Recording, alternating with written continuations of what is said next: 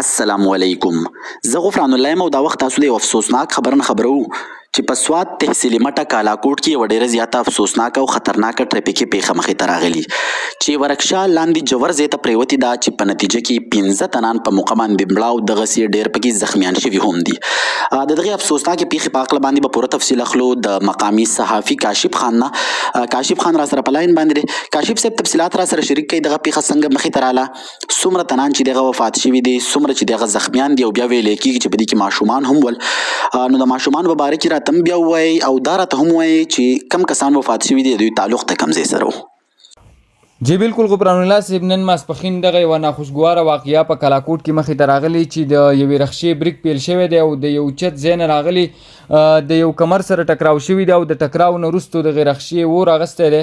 ویله کېږي چې په دغې رخشه کې 8 کسانو چې 15 کسانو پکې د خپل ژوند ساګانې ورکړي دي او 3 کسان چې دي هغه شدید زخمیان دي او په هسپتال کې زیر علاج دي.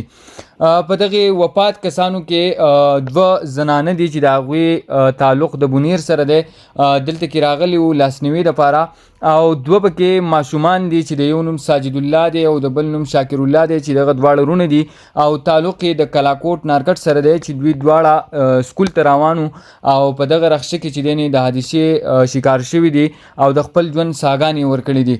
او باقي 3 کسان چې دی هغه شدید زخمیان دي چې په هسپتال کې دغه 3 واړه چې دی زیر علاج دي او علاج یې جاري دی.